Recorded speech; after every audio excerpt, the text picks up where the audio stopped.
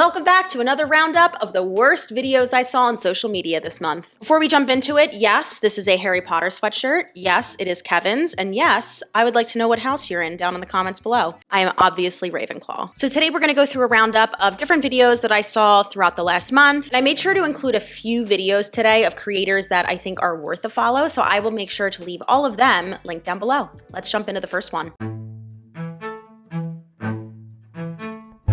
First thing I thought about when I saw this photo is her arms. Those are Pilates arms. All right, so obviously this is a stitch. If you're not on TikTok, that means that you can like take part of another creator's video and then like comment on it. And we're gonna watch the rest of this stitch in just a moment. The reason I'm not showing you the original video is because the creator deleted it. So in case you missed it, Miley Cyrus recently won her very first Grammy, which is very exciting. And instead of every headline being Miley Cyrus wins her first Grammy, every headline is about the girl's damn arms. Very quickly afterwards, people took to the internet and went, what does Miley Cyrus do for her workouts? And Pilates came up. So you better believe that every shitty Pilates instructor went online and pushed their program so you can look just like Miley Cyrus. If you've been here before, you can probably understand why that's gross, but let's quickly break it down. Number one, genetics. You could do the exact same workout as Miley Cyrus and you might not look just like her. You probably won't. Same way as you could do the exact same arm workout as me and your arms are probably not gonna look like mine. Genetics play a huge role in what your body can look like. I'm not saying you can't change your body. I'm not saying that genetics will 100% limit you forever. I am simply saying that doing Miley Cyrus's workout does not guarantee that you will look like Miley Cyrus. Great, we're caught up in genetics. Let's talk about the bigger issue here. The fact that Miley Cyrus wins a huge award and the only thing people can talk about is what her body looks like. Meanwhile, Mr. Usher, whom I love, I adore, took his shirt off during the Super Bowl performance. My husband had to tell me to calm down. It's fine. I don't see anyone selling Usher ab workouts. Where are those? I wonder what the difference is. So anyway, let's watch the rest of Helen's video because she is a certified Pilates instructor and has some good things to say. No, Miley looks incredible, but to say that those are Pilates arms is nonsense. Do you know what Pilates arms are? They are arms on the body of any human being doing Pilates. Thank you, Helen. I've talked about this before with terms like dancer arms. Like arms are dancer arms if you're dancing and moving your arms. Like that's it. You know, I started to see this trend happening with a few other brands, specifically Stacked Mat.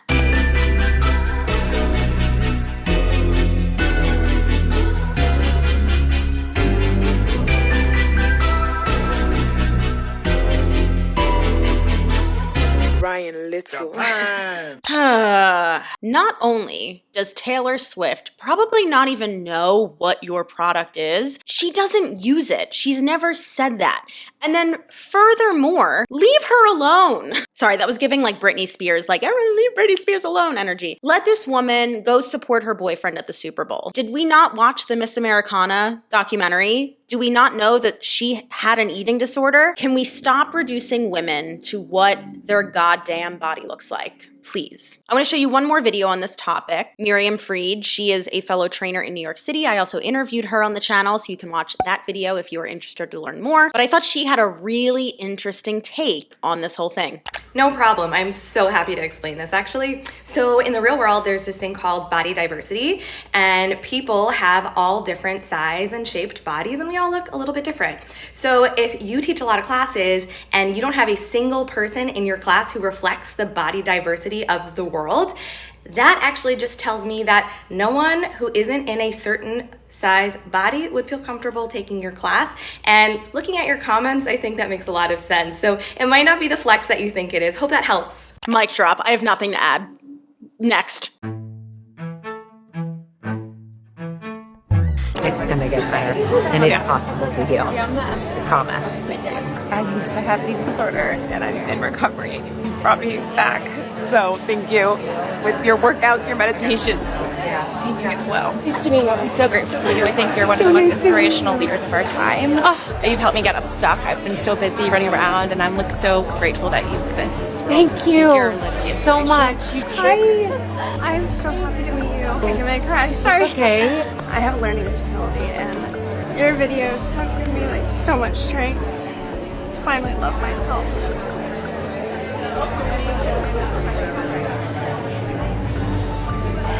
Thank you for being here.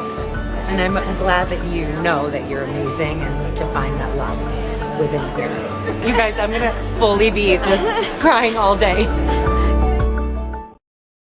I don't want to yuck anyone's yum, but Melissa Wood Health gives me cult vibes. I'm not going to go deep into this because I don't know anything about her business, what she offers right now. From that ad, if I was watching that, I'd be like, oh my God, therapy, eating disorder treatment, you help me with learning disabilities while working out. Like there's a lot of claims there. Let's go to the next one.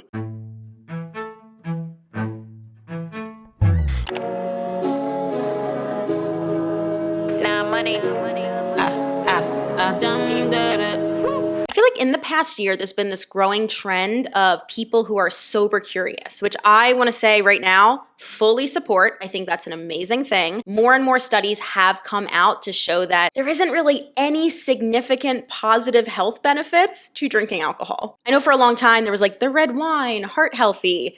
It's all kind of been disputed. Obviously, everything in moderation is going to be key, but like I said, there has been kind of this sober curious movement. And with that, a lot of sober products have kind of emerged, whether that's different books, whether that is mocktails, whether it's like zero proof liquor. I haven't really talked about it at all, but I've been kind of playing with this since November. If you're watching this in real time, it is currently March, so it's been a number of months. I haven't fully stopped drinking, but I've cut back significantly, really for no other reason than I just didn't enjoy how I would feel like the next day. And it was really starting to get to me, like feeling anxious, feeling unproductive, feeling bloated. And one of the things that I realized was that most of the time, the end of a long day, I've worked really hard, I deserve a treat. It wasn't really the alcohol, it was more so just the ritual of giving myself a reward. So having a product like a mocktail has been an amazing option. And I want to make that distinction before we dive into this, because that is a product that solves a problem, right? I'm like in Shark Tank brain right now. People like the ritual of drinking. What can you give them to replace it?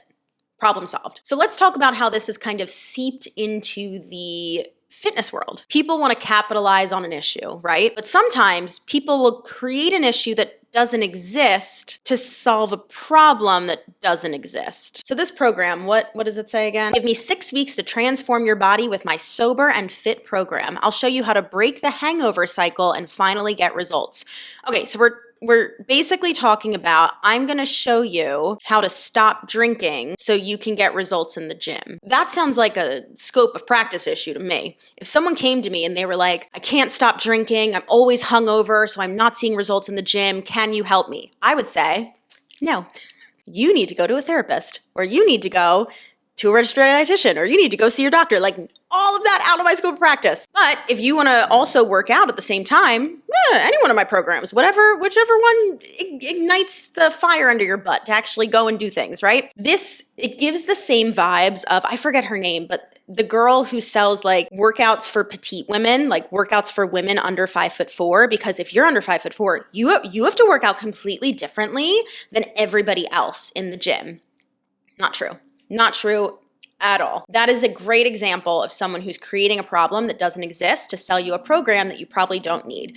Program's probably fine. We're preying on people, especially in this case, who might have a problem that you can't solve, but you obviously don't give a shit. And that's what annoys me. I think it's amazing and I think it's great for them.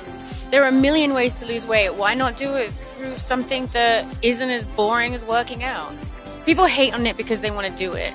And the people who hate it on the most, the people who are secretly doing it or pissed off that they can't afford it. Rich lady things. Yeah, I don't think I need to say too much. I made a whole video on Ozempic last year when it first came out. There are some things that I wish I had waited to say, developed a little bit more insight into it. To sum up my thoughts, I think if you are someone on Ozempic, I have no judgment against you. I do think it's a shame, and I think that this also comes down to a manufacturing issue, a pharmaceutical issue within our country. I do think it's a shame that there's a lot of people who need the drug for health issues like diabetes, who cannot get it because of the high demand now for people only taking it to lose weight. And there is a distinction there too, right? Like I'm not going to judge someone for taking it to lose weight because a lot of times it is prescribed to lose weight to prevent things like diabetes, heart disease, all of that kind of stuff. So it's a tricky topic. The thing that I just want to touch on is like Kelly Osbourne really reducing exercise to being a method to lose weight, and that's it. The only reason you move your body is to lose weight. And that is just it's infuriating. It's very 2012. If you're here, you probably know this already, but there's so many other benefits to exercise besides just potential weight loss. Honestly, when someone tells me that they have a weight loss goal, exercise is like at the bottom of the list. My list is nutrition, sleep, stress, daily movement, and then exercise. Exercise complements weight loss 100%, but I don't think it's a great tool to get there by itself. I think there's a lot of other factors you need to think of first. So shame on you, Kelly Osbourne. You suck and you've always sucked. Oh my God, like Rachel McAdams in the Notebook, 'cause I keep on staring. Queenie Pop! Ladder's back. Oh, I've been sitting on my foot and it's asleep. My friend Jane actually sent me that because she knows that I hate the terminology that Ladder uses to talk to women. She also has a YouTube page. She has an amazing business. Definitely go give her a follow. I have talked about Ladder a lot in these videos before, so much so that they actually blocked me on Instagram, which is a great way to run a business. If someone gives you valuable feedback that they don't like how you're talking to them, just block them. That's professional. But yeah, not only the fact that Ladder, with literally every single one of their advertisements, refers to me as something that I would assume a 12-year-old would refer to her like BFF for life as. And then, you know, all of these other things like, I don't know a single respected coach who sells anything or uses the phrases snatched or toned. Like if you see someone using those words, that person has no clue what they're talking about. Or if they do, they don't care about the fact that they're basically manipulating you, because those words mean nothing. And then all of these timelines on things, like if you do this program 30 minutes, however many times a day, you're gonna get snatched and toned. What does that mean by April 1st, which by the way, is my birthday.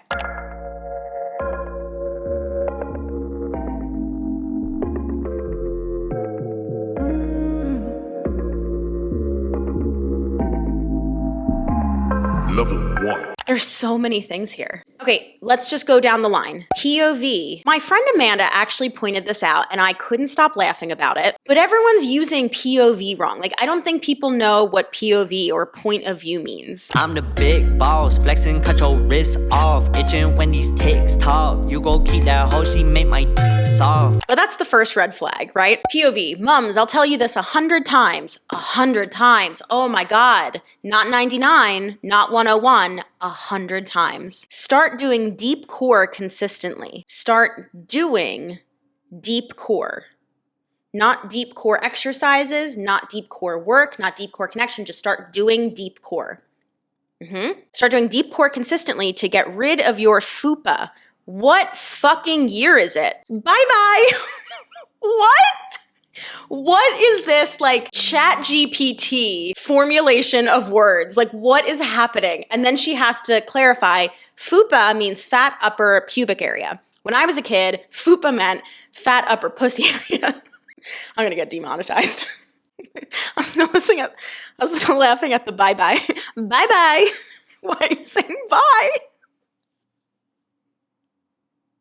Okay, so last year or the year before, I actually made a whole video talking about the deep core. So you can check that out if you want to know more. But I'm convinced that no one actually knows what that means if they're actually selling a program using those words. Because a lot of times it's jumbled bullshit like this. So I commented on the post, what do you mean by do deep core? And she replied, buy my program and you'll find out, something along those lines. So I challenge you as well to ask people who write deep core to actually define what do they mean by deep core? What does that mean? Now, in case you don't want to watch that other video all about the deep core, the things that we're talking about there are basically the deepest muscles within your core musculature. And we're talking about things that connect directly to your spine. So things like your TVA, things like your diaphragm. What's another one? Internal obliques, I'm pretty sure. I don't know, go watch that other video. But 99% of the people who sell things using the term deep core have no clue what they're talking about.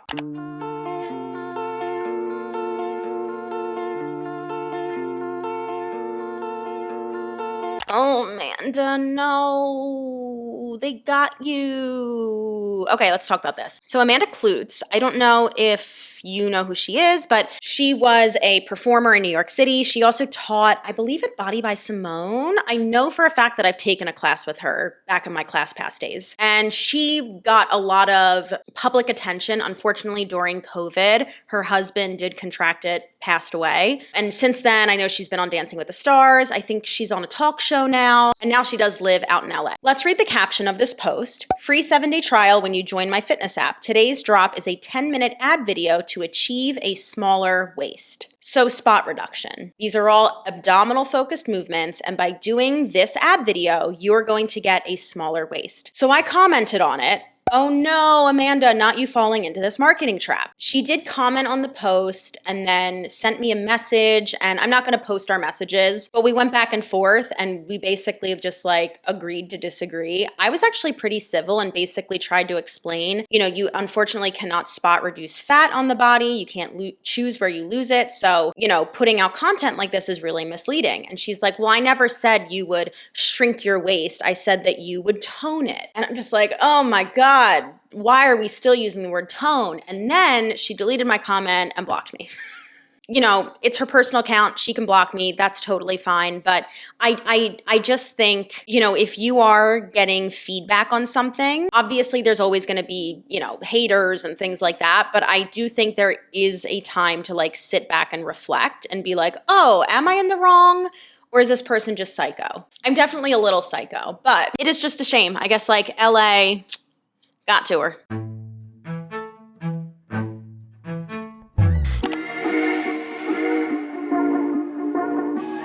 Put it quite frank, I'm gonna show you the way. We have to watch it again. Editing Justina, play it in slow-mo.